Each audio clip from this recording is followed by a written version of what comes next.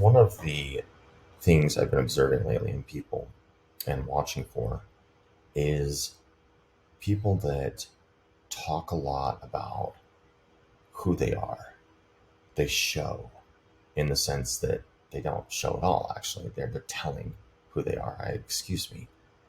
They go out of their way to let you know what they are, what they do.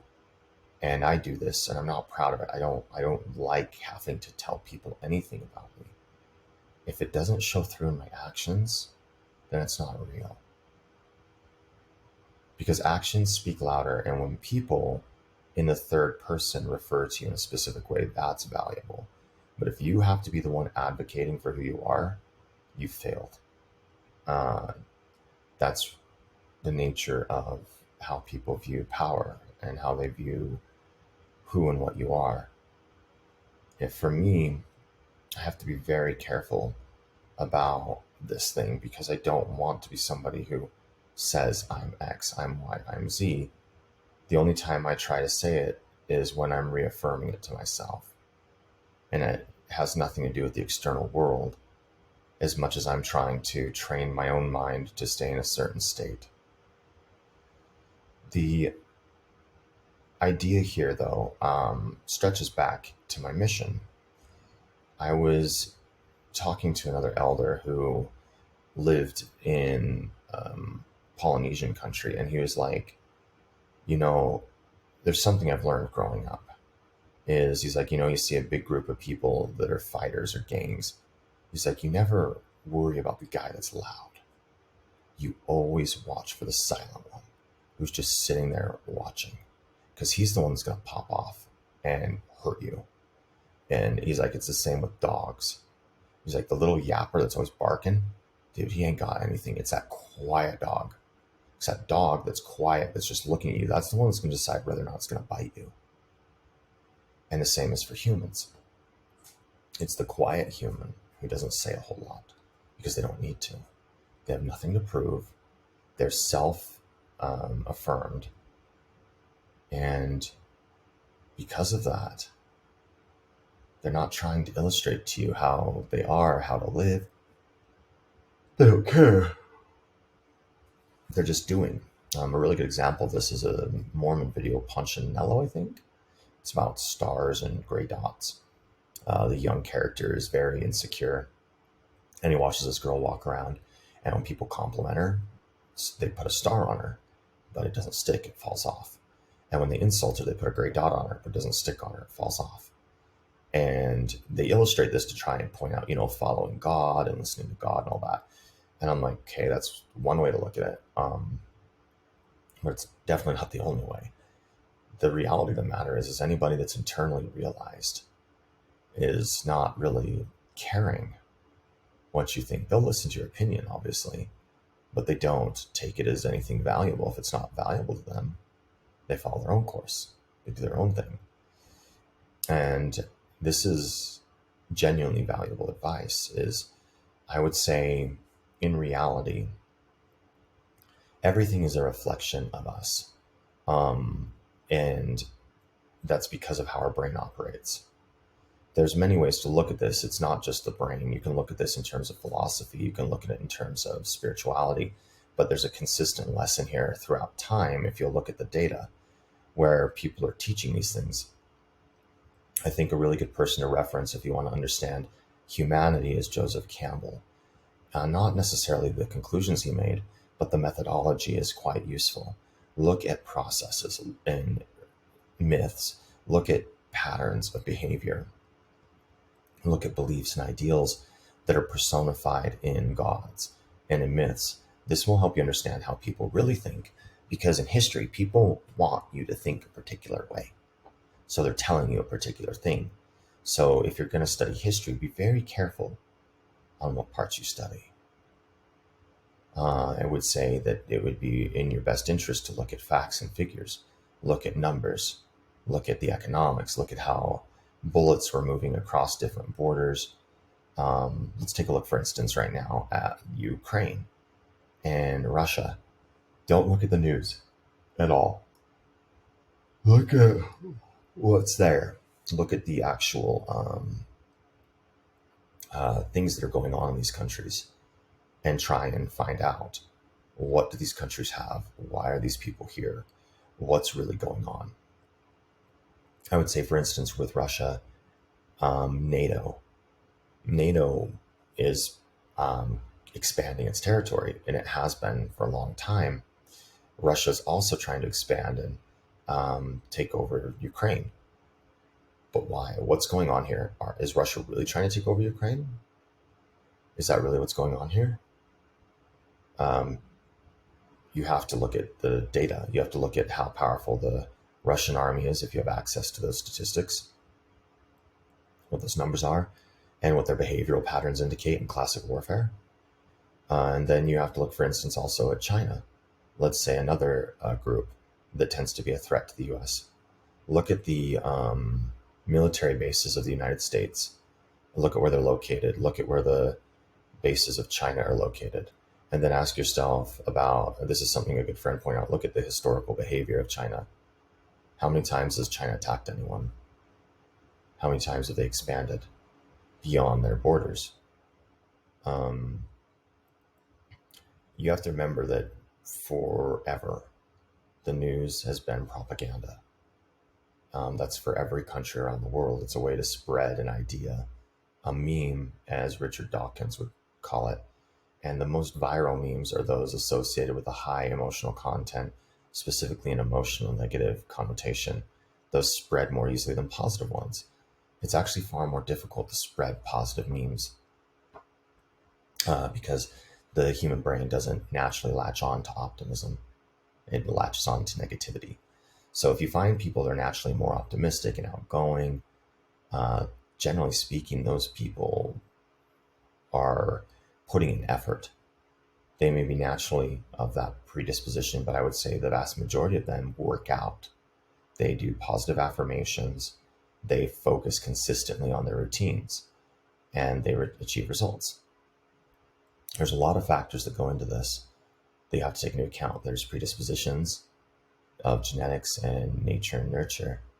And there's a lot of things that people don't take into consideration, self included, when they're examining all the details that are important. Because you have to decide what details are really valuable. And oftentimes the details you decide are valuable have far more to do with you than anything else.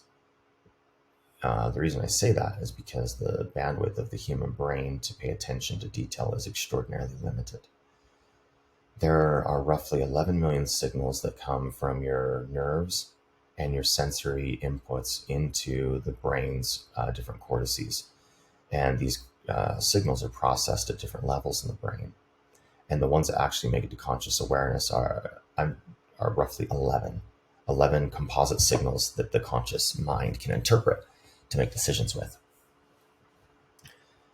And this means that the awareness of consciousness is so limited, and a lot of it is geared by you.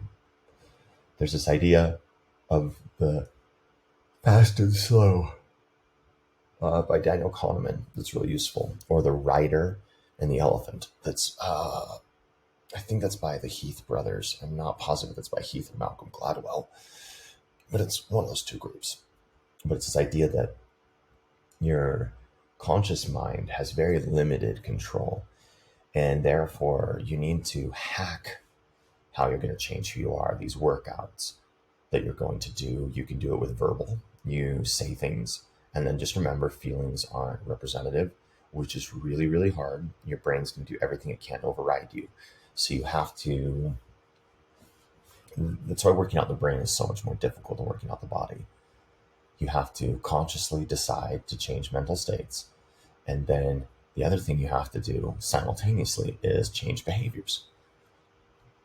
I have a very nuanced approach to this that I love. If you want to become something, you have to be it first. If you want to get out of a state of being poor, you have to become mentally rich.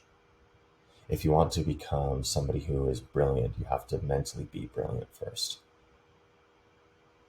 Because when you aim your focus on the action of working towards something, your brain can only see the process of working towards it. It can't see the process of reaching it.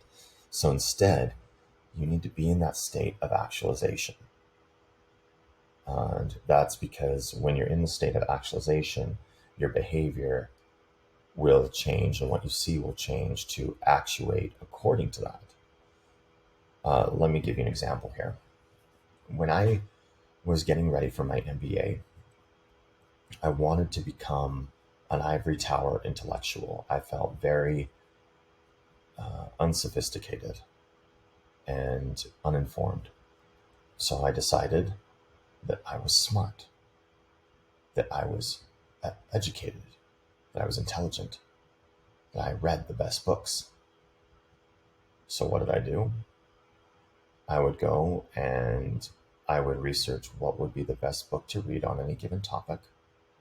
I took my time and I was careful. I researched the author, I researched their background, I researched why they were considered important, and I did a fair amount of diligence on reading because I recognized in any given field there are hundreds and hundreds of books. And I've found, unfortunately, many people who have read many books have read many of the same damn book. And they know it. And it was more of a masturbation to prove, oh, I'm awesome, I've read X, Y, Z. No, I purposely tried to mind fuck myself and put myself in a situation where whatever I read would really hurt my current sense of self, that it would damage it and break it, that I could relearn and grow, because discomfort is an indication of growth. Fear is an indication of growth, because every time you feel fear, your brain is resisting the opportunity to be something else. And every time you experience discomfort, those are just neural signals coming to the brain that these aren't the pathways that I normally develop. So you need to also decide what are the most important variables for who you should be, because you have a very limited band with which to work. As for myself, I choose to be in a state of self-confidence and self-awareness, and then I don't deviate from that because it's not valuable. And then I simultaneously take actions that copy the behaviors of people I deem to be these types of people. And then by so doing, I emulate, I mimic, and I become it. Not from the act of obviously trying to become it, but because I am acting it, my mind tries to do the things necessary to show that. That's also why you should really take careful care to control your physical behavior, how you stand, how your shoulders are carried. When you talk, feel your body. Notice how tension gathers in certain areas. Breathe into it and allow it to exist. Remember to do this and try your best you can to dissociate from your emotions. I am not very good at that.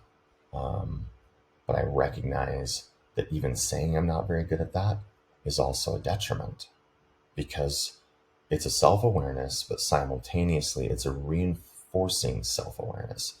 So what you have to do is you become cognizant of it internally. And then what you do is you're like, okay, let's change this. And then you say, I am self-aware. And you take a risk. You take a heavy risk. And then you move forward. Overly focusing on the things that hold you back is never going to push you forward. You need to focus instead on the things that you want, the things you like, the things that make you happy. The power of positive thinking is the single most great thing you could ever do. I love that about President Donald Trump, actually. I look at the man and I love how he's lived and how he's done his presidency. He ignores everyone, and everyone hates it. They like listen to us. Don't you understand you're a chauvinist? Don't you understand you're this? Don't you understand? He doesn't care, because he knows who he is, and violently so. I admire the man greatly. And you can look at all sorts of different things. You can pick them apart. You can psychoanalyze. But why does it matter? It doesn't matter to him. It only matters to you. And it's only something for you to talk about, but is it of any real value? That's what I ask myself. Is this actually pushing me in a direction of usefulness that I want to go in? And it doesn't. And I recognize a lot. And I also love the statement by Dan Pena. To be politically correct is to have no self-esteem. That's absolutely true. You don't really think about what you think and feel. You're more worried about who you're offending. I am very much not politically correct. I recognize stereotypes exist for a reason. I recognize that we largely attack the Latino population because of the stereotypes of theft that has mostly to do with poverty or things that they've gone through in our country. Simultaneously, the Latino population are the hardest workers I've ever met. They come to this country looking for something better than they have somewhere else. And those that come here and get in and work, are illegal or legal, they just do so much better than Americans. I have hired Americans that are smart. I have hired non-Americans that are smart. And my experience with working with Americans in general, most of us have no work ethic. Most of us are entitled, and we don't put in near the effort required to actually be worth any value. When I work with Latinos, they're amazing. Their work ethic is off the charts. I love them. When I work with Filipinos or Indians, off the charts. And the mentality of each of them is different. And they produce so much better work. So much better. And that brings me to another thing. People worry about TikTok stealing their information. They worry about OpenAI stealing their information. I'm like, who gives a shit if they steal your stuff? Meaning, like, if you're worried and you're afraid of what's going to be taken from you, you're in a scarcity mentality. You're going to lose it anyways because you're not looking at opportunities. TikTok's an amazing opportunity to get your stuff out there. And sure, let the Chinese analyze it, but I personally am afraid. They've got so many internal problems. They're trying to do everything all at once. I'm just not worried. No, let them create, let them build. I find if you keep things to yourself and you don't have anything else to create, then there's no value to you. It's like if that's your one-hit wonder and that's all you've got to offer, you're screwed. Which brings me to people with intellectual property. I understand you created it. I understand you built it. I know I've put a lot of effort into things myself, but I'm also the same person that's willing to take hours or weeks of effort and intentionally grab a hammer and destroy it. And it hurts every time. I've built things over years. I've built opinions of myself, opinions of who I am and what that means. And you bloody hell better know I will destroy every damn aspect of who I am if I find that there's something more valuable. And it always hurts. If your intellectual property, some massive book you wrote, you've gained an emotional hold for it, and that's why you hold on to it. It's why women stay with abusive men. It's why men stay with abusive women. They gain these ideas, these visions of the future, and they don't let it go. Because they can't. They can't. They're just like, this is my dream, this is my vision. And the moment you tear that from them, it's a part of who they are, it's gone. And then they have to regrow. For this reason, I've tried to be extraordinarily adaptive. And I've constantly tried to be who I am, recognizing that you can't delete your past. You just can't. But over associating with it isn't valuable. It doesn't produce results. What does produce results is optimism, knowing how awesome you are internally, and then manifesting the life you want through action. And if you find you're living incongruently, correcting those congruencies. Don't allow yourself the room to not correct them. Take responsibility for the fact that if your life isn't going the way you want it, it's 100% your fault. And if your life is going the way you want it, it's 100% your fault. My success, for instance, in crypto, that I was able to retire at a young age was because I saw a wonderful idea and I took it. That's all my doing. And you're like, well, maybe it was somebody else's doing. I'm like, there really is no beginning or end of things in terms of where it starts, who motivated what. So why bother with that? It's just a mindset. And I know I can learn anything. I know I can do anything. That's a Carol Dweck mindset. I adapted that to push myself to learn everything I've learned. Whenever I face a new problem, I look at it and I'm like, I know I can do this. I know I can learn this. I know I can overcome this. Whenever I face anything, there isn't a single thing I've ever faced that I felt was impossible for me to learn. It's just a matter of if I really want to do it. It's like learning how to talk to people socially. It's not that it's impossible to me. But it's like I was warned about in the MTC when I was young. My mission president said to me, is like, people I find that are really strong one way in the church tend to swing really hard the other way. And if you're not balanced, you'll just swing and leave the church. I love the church. But that's more than one reason. See, that's his understanding because it's off of his belief system. Speaking to that, actually, the church, the LDS church, since we're around here in the LDS faith, that's a rough one because so many people I encounter, they think because you're not Mormon that you've left God and you've lost your way. They can't grasp the fact that you could have just gone a different way and that your path is your path. Because the moment they do that, it destabilizes their brain. It destabilizes their reality. They think that it's about religion, it's about spirituality, it's about what's right and wrong. It's like, no, they've become axiomatic in their beliefs and there's no room for flexibility. They can't have any. They're actually very fragile creatures when it comes down to it in many regards, because if you destabilize them, they lose everything. But it's also not your place to mess with someone's faith like that. So that's interesting. And then I look at my friends that are LDS. Some of them are really, really cool people. I like them because they have a moral compass. And then some of my friends that are non-LDS have amazing moral compasses also. And then some of them that are LDS are seriously trash. And some of them that are not LDS are seriously trash.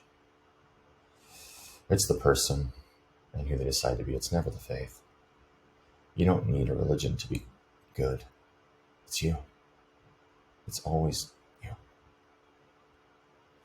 That's a lot of talking, but I also do it on purpose. I'm trying to record a lot of audio to upload to 11 Labs because I want to start doing my own voice mimicry and create my own videos from using digital AIs. So I need a lot of content for that so it can actually get my tone correctly. You can tell my brain's starting to get tired of doing this.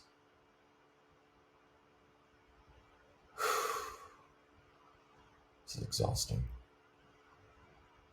You can tell it's exhausting not by conscious awareness either. It's so cool to watch. The more you do this, it's like you'll start to get to the point where you just want to tear the sensors off and go do something else. And your brain will make up all sorts of shit as to why that is. It's fun. I love observing it. Well, I guess it's time to go create something that's never been done before. Wonder what I'll do today.